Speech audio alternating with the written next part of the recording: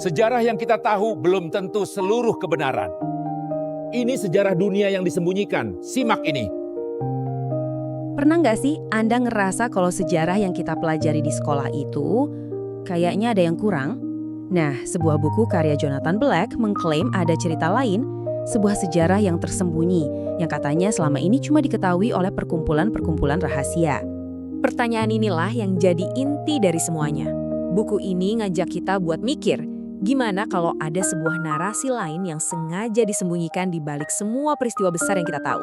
Sebuah narasi yang bisa mengubah total cara kita memandang dunia. Dan ini bukan sekedar teori konspirasi zaman sekarang loh ya. Menurut buku ini adalah sebuah filosofi kuno yang dijaga ketat oleh kelompok-kelompok seperti Rosicrucian. Dan yang lebih bikin kaget, filosofi ini katanya dianut oleh beberapa pemikir paling jenius dalam sejarah. Oke, mari kita coba buka sedikit tirai rahasianya. Kita akan lihat gimana sebuah tradisi kuno bisa nyambungin nama-nama besar kayak Plato, Leonardo da Vinci, Isaac Newton, sampai George Washington. Coba deh lihat daftarnya. Ada filsuf, seniman, ilmuwan, bahkan pendiri negara. Semuanya ada di sini. Buku ini mengklaim mereka itu bukan cuma jenius di bidangnya masing-masing, tapi juga inisiat. Artinya, mereka adalah bagian dari sebuah tradisi rahasia yang melihat dunia dengan cara yang sangat sekali berbeda dari kita. Sekarang, kita masuk ke gagasan intinya. Sebuah konsep yang benar-benar, ya bisa dibilang menjungkir balikan semua yang kita tahu tentang realitas. Nah, ini dia perbedaan paling mendasarnya. Sains modern kan ngajarin kita, materi itu ada duluan, terus entah gimana caranya, kesadaran muncul dari situ. Tapi sejarah rahasia ini bilang sebaliknya.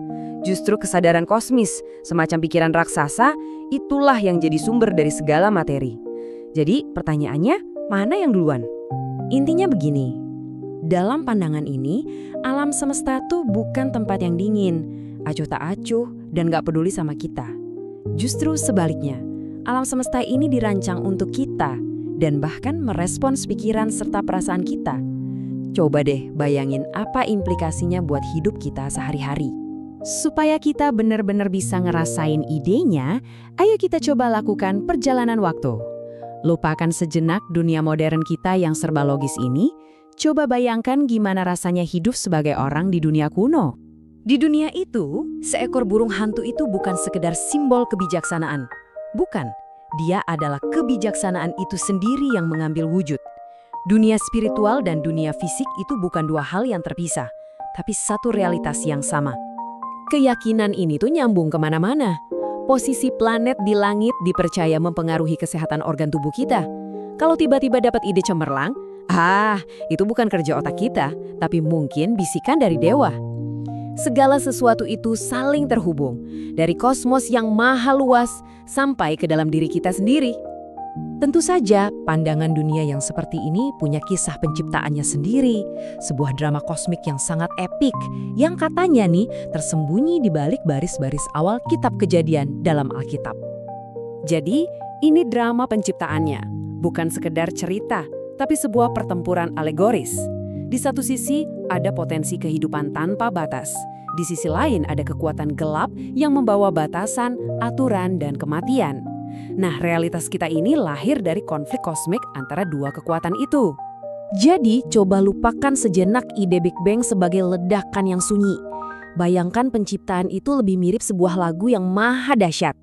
Dunia kita ini tidak dibangun seperti rumah, tapi dinyanyikan sampai menjadi nyata melalui getaran yang harmonis. Oke. Jadi buat apa sih semua ini? Kenapa ada sebuah gagasan yang harus dijaga kerahasiaannya selama ribuan tahun? Apa sebetulnya tujuan dari sejarah rahasia ini buat kita yang hidup di zaman sekarang? Jawabannya ternyata sederhana, tapi juga sangat dalam. Sejarah rahasia ini menawarkan makna.